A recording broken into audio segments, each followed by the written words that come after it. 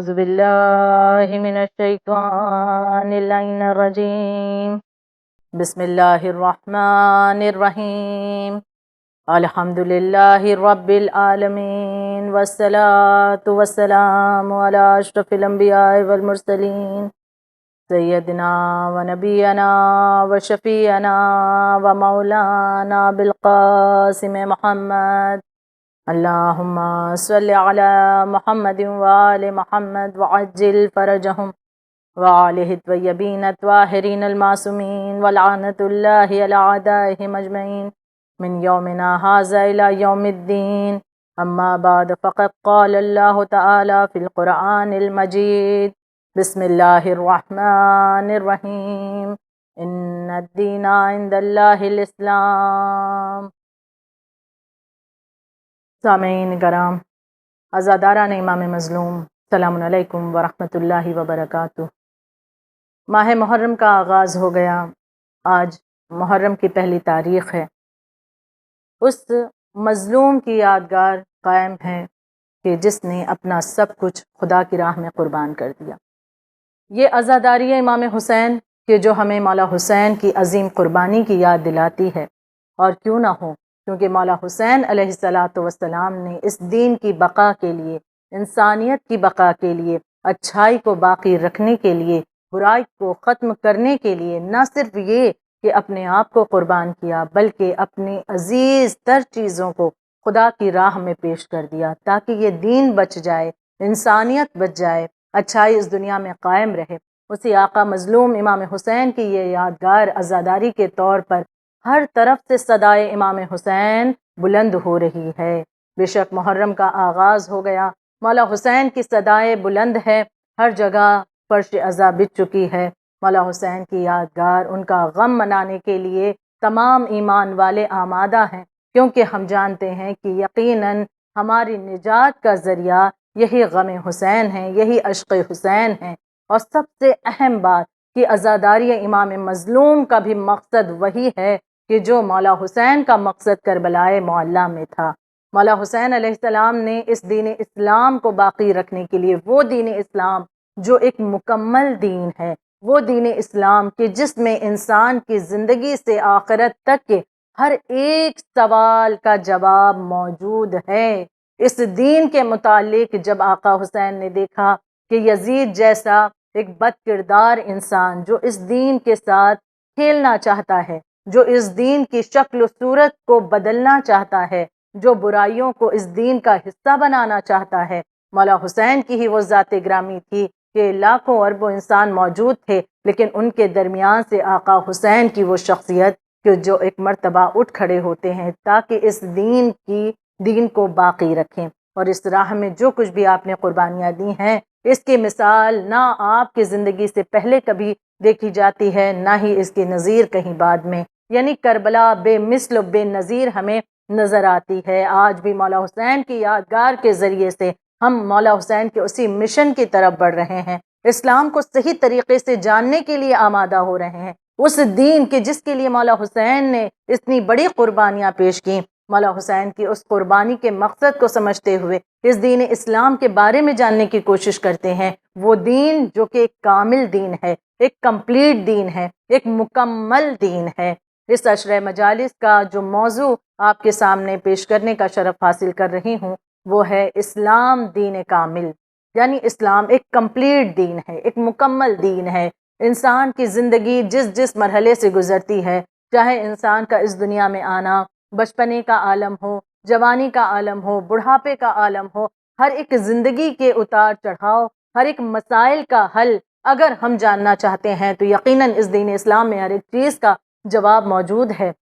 اور یہ دین اسلام کی اگر لغت میں ہم اس کے معنی دیکھیں تو لغت میں اس کے معنی ہیں کہ اللہ کے سامنے اطاعت کے لیے سر کو جھکا دینا یا خود کو اللہ کے سپرد کر دینا، یعنی دونوں معنی میں خدا کی اطاعت کرنا اس اسلام کے معنی یہی ہیں، یعنی پروردگار عالم کے لیے اپنے آپ کو قربان کر دینا، خدا بندے عالم کی بارگاہ میں اپنے آپ کو سپرد کر دینا خدا کی راہ میں۔ اور یہی پیغام ہمیں کربلا سے امام حسین کی شخصیت سے بھی ملتا ہوا نظر آ رہا ہے کہ مولا حسین نے اپنا سب کچھ خدا کی راہ میں اسی لیے دے دیا تاکہ یہ جو دین کامل ہے اس میں کسی انداز سے بھی کوئی کمی اور زیادتی نہ ہونے پائے۔ جس طرح سے رسول خدا حضرت محمد مصطفیٰ صلی اللہ علیہ وآلہ وسلم نے اس دین کو پہنچایا تھا، اسی انداز سے یہ دین لوگوں تک کے پہنچتا رہے اور کوئی برائی اس دین کا حصہ بن کر زمانے کے سامنے نہ آئے۔ آج ہم سماج میں ایسے لوگوں کو بھی دیکھتے ہیں کہ جو اپنے آپ کو مسلمان تو کہتے ہیں لیکن دوسری جانب ان کے اندر بہت سے ایسے برے افعال دیکھے جاتے ہیں، برائیاں پائی جاتی ہیں کہ جنہیں بعض دفعہ دیکھ کر کے غیر یہ کہتے ہیں کہ یہ کیا اسلام اس طرح کا ہے؟ ہرگز نہیں۔ اگر ایک انسان برا ہے، ہم بارہا اس بات پر غور کریں کہ ایک انسان اگر برا ہے تو اس کے معنی یہ نہیں ہے کہ اس کا دین برا ہے، بلکہ اس انسان کی وہ اپنی برائیاں ہیں کہ جو اس نے اختیار کی ہوئی ہیں، لیکن دین اسلام کبھی برائی نہیں سکھاتا بلکہ وہ ہمیشہ اچھائی کی طرف بڑھنے کی دعوت دیتا ہے۔ دین اسلام انسانیت کا دین ہے، برابری کا دین ہے، جس نے کبھی بھی عورت یا مرد میں اس انداز سے فرق نہیں کیا کہ اگر ایک مرد ہے تو اسے دین اسلام بہت زیادہ افضل مان رہا ہے اور ایک خاتون ہے تو وہ حقیر و ذلیل و معمولی جانی جائے گی، نہیں، بلکہ یہ اسلام کہتا ہے جو جتنا اچھا ہے خدا کی بارگاہ میں، جتنا زیادہ نیکیوں کو انجام دیتا ہے وہ اتنا زیادہ خدا کی بارگاہ میں محبوب قرار پائے گا، پسندیدہ ہوگا وہ پروردگار عالم کا۔ تو یقیناً ہم اگر اس بات پر غور کریں، یہ دین اسلام جو ہمارے مقدر میں آیا ایک کمپلیٹ، ایک مکمل دین ہے جس کے پاس ہمارے ہر سوال کا جواب موجود ہے۔ اس دین کے لیے مولا حسین علیہ السلام نے بے حد قربانیاں جو دی ہیں، بعض دفعہ یہ لوگ سوال کرتے ہیں کہ ہم نے یہ محسوس کیا ہے کہ بے شک بہت سے ائمہ طاہرین اس دنیا میں آئے اور انہوں نے بہت سی قربانیاں دی، انبیاء کرام جن کی بہت ساری کوششیں رہیں دین اسلام کو بچانے کے لیے یا اسے نشر کرنے کے لیے یا انسانیت کو باقی رکھنے کے لیے بہت کچھ بے شک انہوں نے انجام دیا، چاہے انبیاء کرام چاہے ائمہ طاہرین علیہ السلام، لیکن مولا حسین علیہ السلام سے جو ایک خاص رشتہ، ایک خاص لگاؤ، ایک خاص اٹیچمنٹ انسان کا ہے، آخر یہ کس بنا پر ہے؟ کیونکہ تمام ائمہ نے اس دین کے لیے کوششیں کی ہیں لیکن مولا حسین علیہ السلام کے لیے خاص لگاؤ کیوں ہے؟ یہی سوال ایک مرتبہ امام جعفر صادق علیہ السلام کی خدمت میں ایک شخص نے یہی سوال پیش کیا کہ مولا بے شک ہم آپ سے محبت کرتے ہیں، ہم تمام ائمہ طاہرین سے محبت کرتے ہیں، لیکن مولا حسین کے لیے ایک خاص محبت، ایک خاص لگاؤ ہم محسوس کرتے ہیں، آخر اس کی وجہ کیا ہے؟ کہ ہم آپ سے بھی بہت محبت کرتے ہیں، ہم تمام اماموں سے بہت محبت کرتے ہیں۔ امام جعفر صادق علیہ السلام بیان فرماتے ہیں کہ یہ فقط تمہارے دل کا ہی حال نہیں ہے بلکہ ہمارے بھی دلوں کا حال یہی ہے، کیونکہ اللہ کی جانب سے یہ معاملہ ہے کہ پروردگار عالم نے مولا حسین کی انسیت کو اس طرح سے لوگوں کے دلوں میں، ایمان والوں کے دلوں میں اتار دیا ہے۔ بے شک ہم اس روایت کی طرف توجہ دیں کہ جہاں پر یہ بیان کیا جاتا ہے کہ مولا حسین علیہ السلام کی شہادت کے بعد خداوند عالم نے مومنین کے دلوں میں وہ حرارت پیدا کر دی ہے، وہ گرمی پیدا کر دی ہے کہ جو کبھی ٹھنڈی ہو نہیں سکتی، جس کی بنا پر یہ انسیت، ایک خاص لگاؤ مولا حسین علیہ السلام سے ہر انسان کا، بالخصوص جو ایمان والا ہے اس کا لگاؤ مولا حسین کی طرف یہ زیادہ ہوتا ہے، کیونکہ مولا حسین کی طرف سے جو قربانیاں ہیں وہ بالکل مختلف انداز سے زمانے کے سامنے آتی ہیں۔ بعض دفعہ یہ بھی سوال لوگ کرتے ہیں کہ جہاں پر آقا حسین کی ایک شخصیت اور وہاں پر ہم دیکھتے ہیں کہ 1,24,000 انبیاء کرام ہیں، تو کیا انبیاء کرام کی کوششیں، کیا ان کے کیے گئے تمام ان کی طرف سے کی گئی قربانیاں، جو انہوں نے قربانیاں دیں اس اسلام کے لیے، حق کے لیے، سچ کے لیے، اچھائی کے لیے، انسانیت کے لیے، آخر یہ ممکن کیسے ہے کہ بڑے بڑے انبیاء کے کارنامے جو انہوں نے انجام دیے ہیں ان سے کہیں زیادہ اللہ نے عظمت جو ہے مولا حسین کے کارنامے کو عطا کی ہے؟ اب اس کا جواب یقیناً واضح ہے، لیکن ایک مثال کے ذریعے جو کہ اپنے آپ میں دلیل بھی ہے اس کے ذریعے سے سمجھنے کی کوشش کرتے ہیں۔ علامہ بحر العلوم ایک مانی جانی شخصیت کا نام ہے، بلند پائے کے عالم دین ہیں۔ علامہ بحر العلوم کے بارے میں بہت ہی مشہور واقعہ ہے کہ ایک مرتبہ یہی سوال آپ کے ذہن میں تھا اور آپ سواری پر ہیں، سفر کر رہے ہیں اور سواری پر بیٹھے ہوئے بڑھتے جا رہے ہیں اور یہ سوال ذہن میں چل رہا ہے کہ اتنے انبیاء گزرے لیکن مولا حسین علیہ السلام کا کارنامہ تمام انبیاء سے خدا کی نگاہ میں اتنی زیادہ عظمت کیوں رکھتا ہے؟ خاص امتیاز مولا حسین کو کیوں حاصل ہے؟ لہٰذا اب یہ سوال جب ذہن میں چل رہا تھا کہ تبھی انہوں نے محسوس کیا کہ جیسے ان کے پاس سے ایک شخص ان کے پاس میں آتا ہے، اور وہ شخص جو کہ عرب معلوم ہوتا ہے، اور اس شخص نے آ کر کے ان سے گفتگو شروع کی. سلام دعا کے بعد اس شخص نے ان سے سوال کیا کہ آخر آپ کے ذہن میں جو سوال چل رہا ہے اس کے متعلق کیا آپ کچھ کہنا چاہیں گے؟ علامہ بحر العلوم ذرا حیران ہوئے، لیکن پھر بھی انہوں نے اپنے سوال کو ریپیٹ کیا کہ ہاں، میرے ذہن میں یہ سوال چل رہا ہے کہ مولا حسین علیہ السلام کی قربانی،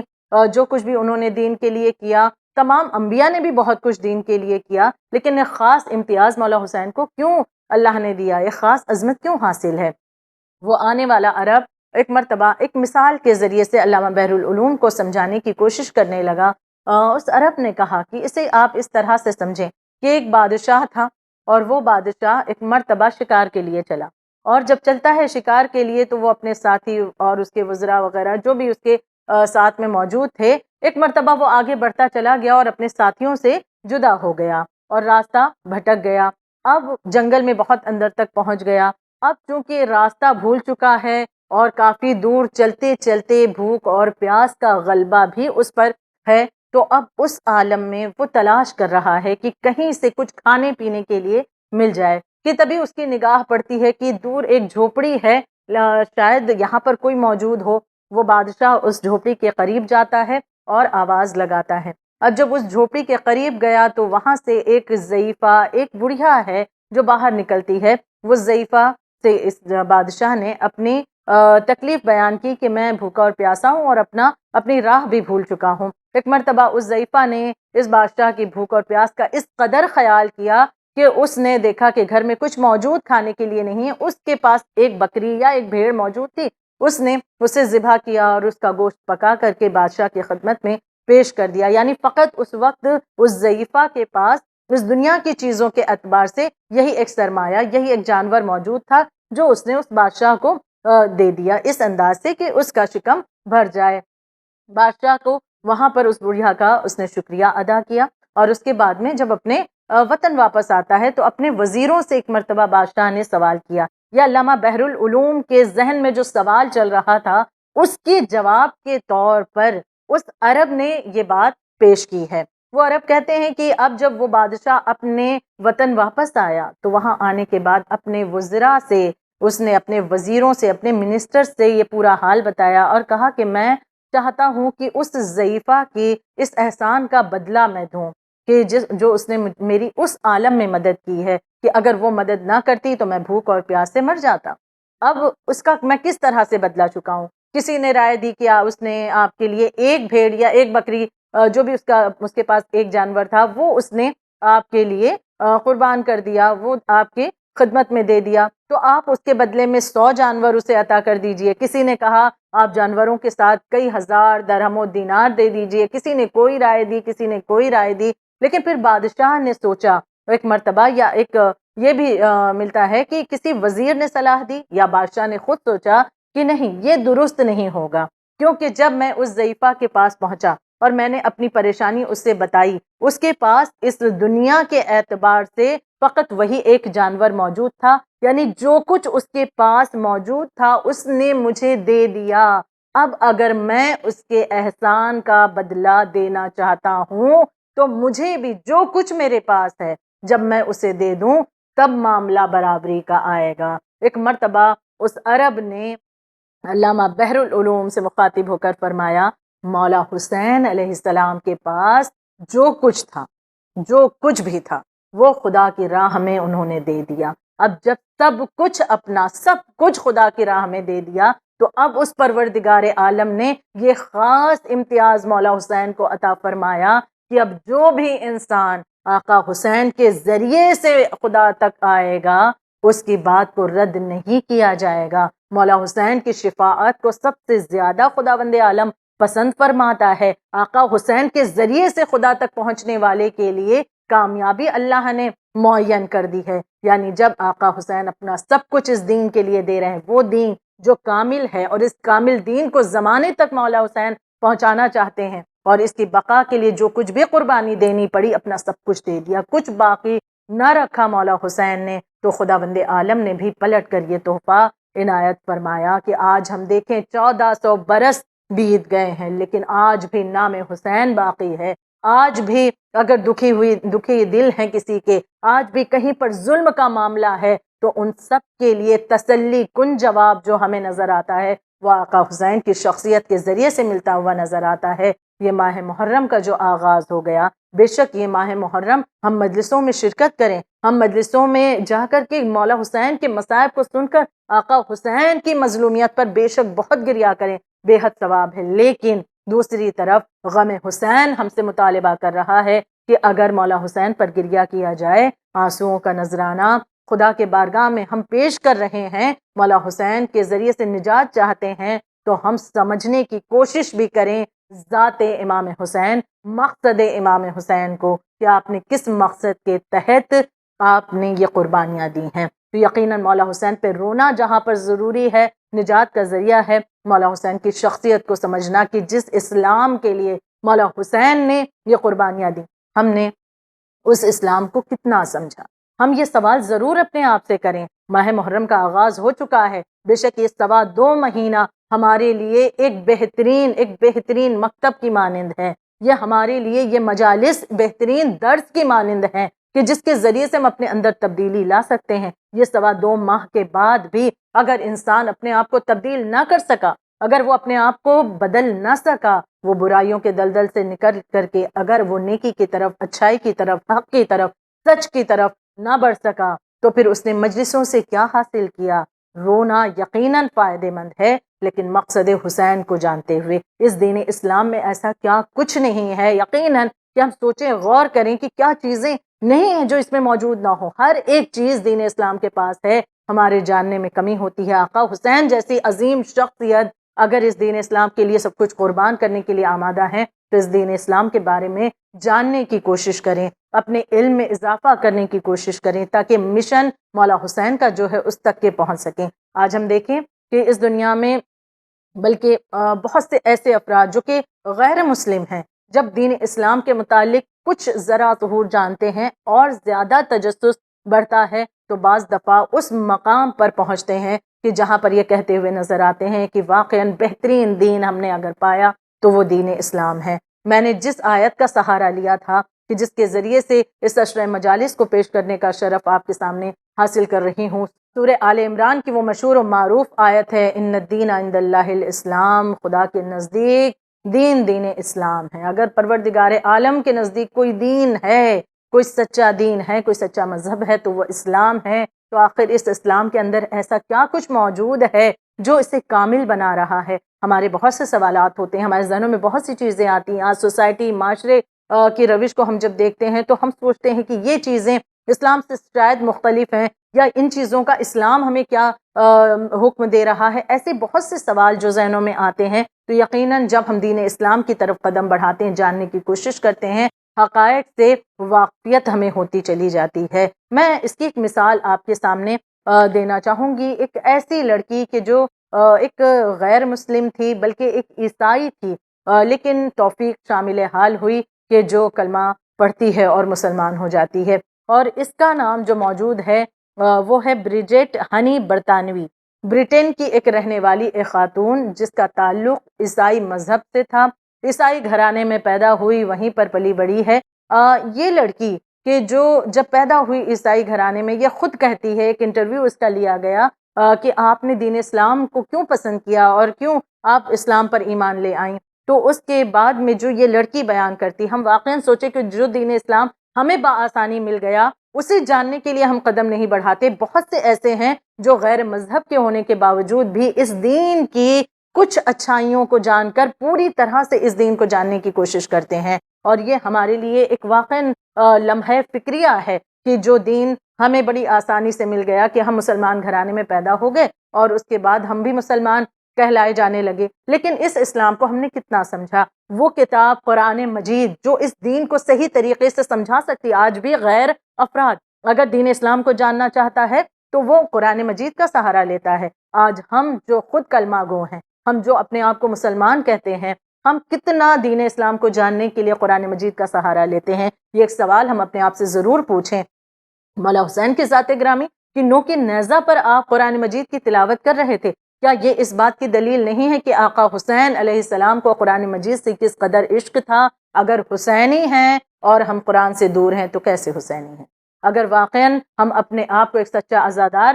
بنا کر ثابت کرنا چاہتے ہیں، ہم بہت بڑے عزادار ہیں، لیکن اگر قرآن سے غافل ہیں تو ہم کیسے عزادار ہیں؟ مولا حسین اس انسان کو کیسے پسند کریں گے جو قرآن کے بارے میں نہیں جانتا، جو قرآن کی تلاوت نہیں کرتا، جس کے گھر میں قرآن بس سجاوٹ کی ایک چیز کی طرح رکھا ہوا ہے، جس کے گھر میں قرآن بس اس وقت استعمال ہوتا ہے جب کوئی مر جاتا ہے تو ایک آدھ سورے پڑھنے ہوئے تو اٹھا لیا گیا۔ ہدایت کے لیے جو قرآن مجید آیا، جس کے ذریعے ہم ہدایت یافتہ ہو سکتے ہیں، اس قرآن مجید سے ہم نے اپنے آپ کو کتنا بہتر بنایا، کتنی ہدایت حاصل کی؟ یہ ایک سوال ہے۔ یہ واقعہ واقعی میں آئی اوپنر ہے کہ ایک غیر مذہب ہے، ایک عیسائی لڑکی ہے، لیکن اس کا واقعہ جب اس کا انٹرویو لیا گیا اور اس سے پوچھا گیا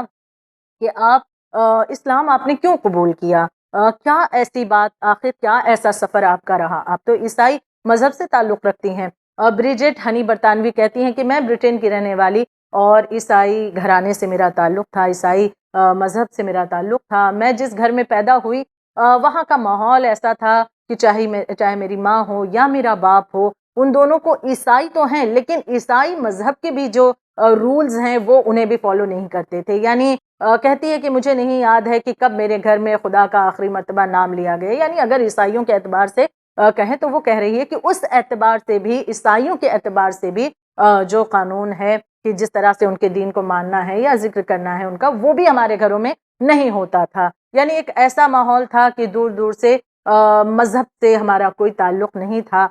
کہتی ہے کہ میں تھوڑی بڑی ہوئی تو ایک چرچ تھا جس میں ایک مدرسہ چلتا تھا، ایک اسکول چلتا تھا، وہاں پر میرا ایڈمیشن کرا دیا گیا۔ اور یہ کہتی ہے کہ جب میں اس مدرسے میں جانے لگی، اس چرچ کے اس اسکول میں جانے لگی، تو وہاں پر میں نے سننا شروع کیا کہ کیسے مجھے بتایا جاتا رہا اور بچوں کو بھی بتایا جاتا رہا کہ جناب عیسیٰ علیہ السلام ہمارے گناہوں کو اپنے سر پر لے کر کے سولی پر چڑھ گئے۔ یہ کہتی ہے اس بات نے ایک مرتبہ میرے ذہن کو جگانے کی کوشش کی کہ اس کے معنی کیا یہ ہیں کہ ہمارے تمام گناہوں کو لے کر اگر عیسیٰ اس دنیا سے چلے گئے تو اب ہم کیا آزاد ہیں اس طرح سے گناہ کو کرنے کے لیے؟ کیا یہ کس طرح سے ایک میسج صحیح ہو سکتا ہے؟ کس طرح سے اس بات کو میں صحیح سمجھوں؟ یہ لڑکی کہتی ہے کہ ایک سوال یہاں پر میرے ذہن میں اٹھنا شروع ہوا، یہاں تک کہ کہتی ہے کہ میں 15 برس کی ہوئی اور اس کے بعد میں نے فلسفی کی کتابیں پڑھنا شروع کی، اور اب میرا تجسس اور بڑھا کہ میں کم از کم عیسائی مذہب کے بارے میں جانوں کہ جس مذہب سے میرا تعلق ہے، یہ مذہب کیا کہتا ہے اس کے بارے میں۔ اب کہتی ہے کہ جب میں نے جاننا شروع کیا تو بہت سی ایسی چیزیں نظر آتی ہیں کہ جہاں پر عیسائی مذہب کے اعتبار سے بھی بہت سی چیزوں کو پسند نہیں کیا گیا۔ مثلاً جیسے کہ یہ کہتی ہے کہ جناب عیسیٰ کا سولی پر چڑھنا، یہ بات مجھے سمجھ میں نہیں آتی تھی، اس کا جواب کوئی مجھے دے نہ سکا کہ مجھے مطمئن کرتا۔ دوسرا سوال میرے ذہن میں یہ اٹھا کہ اگر دین کے معاملے میں اپنے آپ کو بہتر بنانا ہے تو دنیا سے کنارہ کشی اختیار کرنی ہوگی، نن بن جانا ہے، تو لہٰذا یہ بات بھی مجھے سمجھ میں نہ آتی اور اس کے ذریعے سے مجھے سکون نہ ملا۔ میں نے یہ فیصلہ کیا کہ میں ایک سچے دین کو تلاش کرنے کے لیے قدم بڑھاؤں۔ اور کہتی ہے یہ لڑکی کہ اس کے بعد پھر میں نے عیسائی مذہب کے بارے میں سوچنا بند کر دیا اور میں نے دوسرے دین کے بارے میں جاننا شروع کیا، یہاں تک کہ میں نے دیگر مذاہب کے بارے میں جاننا شروع کیا، لیکن میں اس میں سیٹسفائی نہیں ہوئی، مجھے اطمینان نہیں تھا۔ میں نے ہندی اور چینی مذہب کے بارے میں، ان کے بارے میں بھی جاننا شروع کیا۔ کہتی ہے میں نے چینی زبان کو بھی سیکھا کہ ان کے بارے میں اور زیادہ جانوں، لیکن وہاں پر بھی مجھے اطمینان حاصل نہیں ہوا۔ کہتی ہے کہ میں بہت سے مذہب اور دھرم کے بارے میں جاننے کی کوشش تو کر رہی تھی، لیکن ایک مرتبہ بھی یہ خیال نہیں آیا کہ میں اسلام کے بارے میں جانوں۔ اچھا، یہ سوال پیدا ہوتا ہے یقیناً عزاداران امام مظلوم کی جو لڑکی اسلام سے اس قدر دوری اختیار کی ہوئے کہ وہ کہتی ہے میں جاننا ہی نہیں چاہتی، کیونکہ اسلام کی ایسی بری تصویر میرے سامنے پیش کی گئی تھی۔ بچپن سے میں نے اسلام کے بارے میں یہی سنا تھا کہ ایسا مذہب ہے، بہت ہی زیادہ انڈر اسٹیمیٹ کرتا ہے عورتوں کو، یا اس طرح کا مذہب، یعنی یہ الزامات ہی سنے تھے میں نے، تو لہٰذا میرا دل نہ چاہا کہ میں اسلام کی طرف بڑھوں۔ بہرحال میں دوسرے مذاہب کے بارے میں جانتی رہی، لیکن ہر مذہب کے ذریعے مجھے ایک سوال میرے ذہن میں آتا کہ بہت سے مذہب کے بارے میں نے جانا، لیکن وہ مذہب زیادہ تر دنیا سے تعلق کو توڑنے یا پھر خواتین سے دور ہونے، عورت کو ترک کرنے پر کامیابی تصور کرتے ہیں۔ یعنی اگر اپنے मालिक की तरफ बढ़ना है तो औरत को छोड़ दो, दुनिया को तर्क कर दो, पहाड़ों में चले जाओ, किसी से ताल्लुक़ ना रखो, फैमिली लाइफ की इम्पोर्टेंस नहीं है। ये तमाम चीज़ें ऐसी थीं जो मुझे सोचने पर आमादा करती हैं और वो दीन मुझे मुतमईन नहीं करता। फिर कहती है एक हादसाती तौर पर, कि एक हादसा ही हुआ उसे कहूँ, कि एक मेरी मुसलमान दोस्त है कि जिससे मेरा ताल्लुक़ हुआ और उसके ज़रिए से मैंने अपनी जो ये क्यूरियोसिटी थी दीन के बारे में उसके सामने पेश की। उसने अपने मज़हब इस्लाम के बारे में फिर मुझे बताना शुरू किया। कहा कि जब वो मुझे बताने लगी कुछ ऐसी बातें कि जो वाक़ईन मुझे बहुत इत्मीनान और सुकून दे रही थी। मैंने दूसरे मज़हब में देखा कि औरत के मकाम को बहुत ही मामूली जाना गया है, या फिर औरत को एक फ़साद की जड़ माना गया, या औरत को छोड़ करके फिर इंसान जो है कोई कामयाबी हासिल कर सकता है। ये इस तरह की बातें थी। लेकिन उस अपनी दोस्त के ज़रिए से मैंने सुना कि ये दीन इस्लाम वो दीन है जो फैमिली लाइफ को इम्पोर्टेंस देता है। ये दीन इस्लाम वो दीन है जो बराबरी में यकीन रखता है। ये दीन इस्लाम वो दीन है जो इंसानियत सिखाता है, चाहे गैर मज़हब का इंसान हो, लेकिन उसके साथ भी नेकी करने, भलाई करने का हुक्म देता है। का कुछ बातें पता चली थी। अब जब कुछ चीज़ें पता चली तो अब उसके बाद मैंने उस अपनी दोस्त से कहा कि मैं इस्लाम के बारे में और जानना चाहती हूँ, मुझे बताओ कि मैं कैसे जानूँ। अब उस खातून ने, यानी जो मुसलमान दोस्त थी, उसने कुरान मजीद इंग्लिश ट्रांसलेशन वाला इसे ला कर दिया। ये कहती अब जब मैंने पढ़ना शुरू किया, वाक़ईन मेरे अंदर एक तब्दीली आ रही थी। ऐसा लगता था कि मुझे मेरे सवालात के जवाबात मिलते हुए नजर आ रहे हैं, और ऐसे जवाबात जो मुझे मुतमईन कर रहे थे। कहती है अभी कुरान मजीद का तीसरा सूरा ही मैं पहुंची थी, वहां तक कि मैंने पढ़ना शुरू किया कि एक दिन बेसाख्ता मैं सजदे में गिर पड़ी, और उसके बाद मैंने कहा खुदावंदा गवाह रहना, मैं दीन इस्लाम को कबूल करती हूँ, ये मजहब इस्लाम को कबूल करती। किस बिना पर? क्योंकि इसे इस बात का यकीन हो गया कि दीन इस्लाम ही वो दीन है जो एक कामिल दीन है, परफेक्ट दीन है, कंप्लीट दीन है, जिसमें हर एक चीज के लिए एक अहमियत है। सोशल लाइफ को जो वैल्यू देता है, जो समाजी जिंदगी को वैल्यू देता है, जो हुकूक को के एतबार से हमें मुतवज्जे करता है। दीन इस्लाम वो दीन है कि जहाँ पर मर्द और औरत होने की बिना पर इंसान अफजल नहीं है, उसकी अच्छाइयों की बिना पर वो अफजल है। दीन इस्लाम में ये औरत कहती है, ये खातून कहती है कि मैंने जाना कि यहाँ पर औरत को छोड़ने पर कामयाबी मिलेगी, ऐसा कहीं नहीं है, बल्कि यहाँ पर शादी के जरिए से ईमान को और ज्यादा अल्लाह महफूज करता है। एक मर्तबा कलमा पढ़ती है, ईमान ले आती है।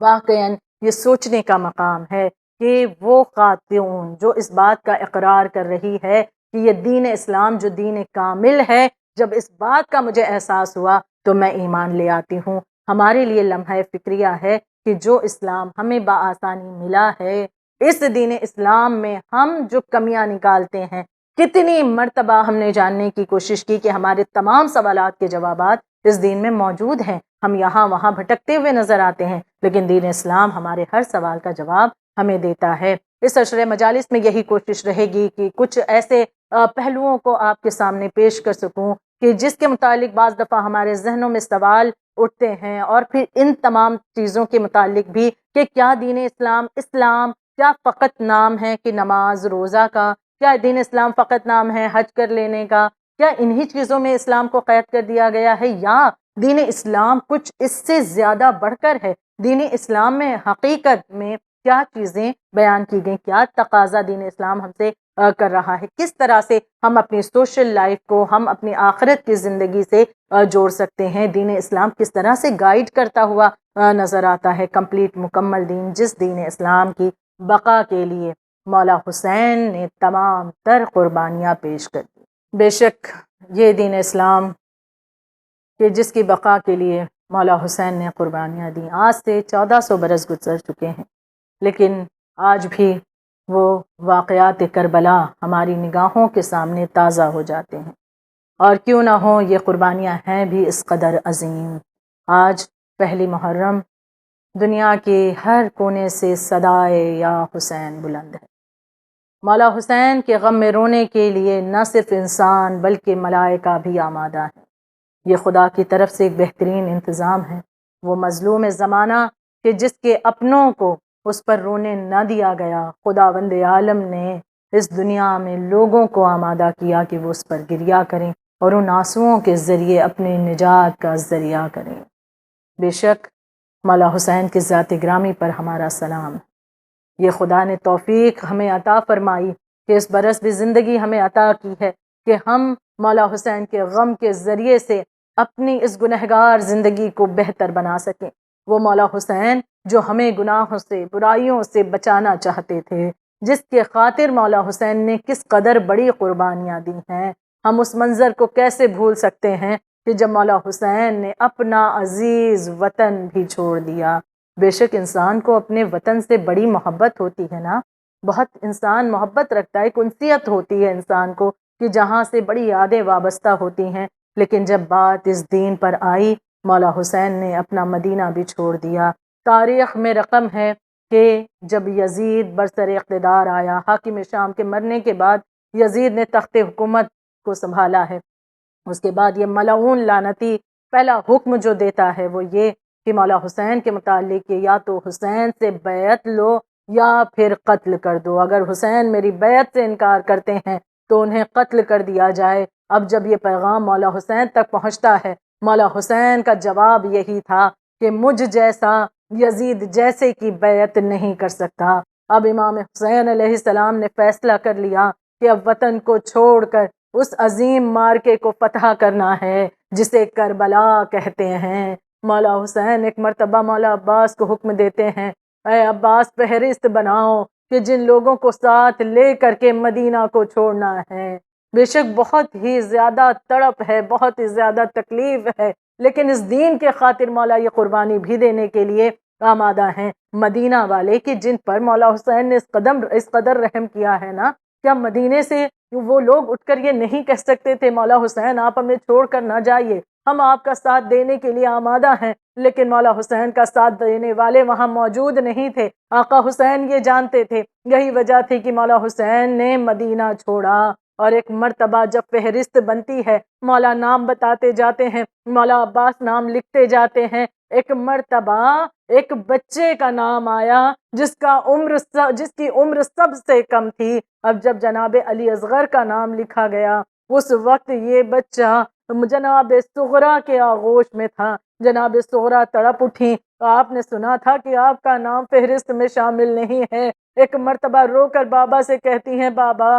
میرے علی اصغر کو نہ لے جائیے، میرے علی اصغر کو میرے پاس رہنے دیجئے، کم از کم میری تنہائی کا کچھ سامان ہو جائے۔ مولا علی اصغر علیہ السلام کے قریب مولا حسین آتے ہیں، کچھ کانوں میں کہتے ہیں، جناب علی اصغر ہمکنے لگتے ہیں، گویا شاید یہ لگتا ہے میرا دل کہتا ہے کہ مولا حسین نے کہا ہو اے علی اصغر تمہیں کربلا میں تمہاری ضرورت ہے، یہ تمہاری ضرورت کربلا کو ہے، ایک ننھے مجاہد کی ضرورت کربلا کو ہے۔ جناب علی اصغر باپ کی آغوش میں آتے ہیں۔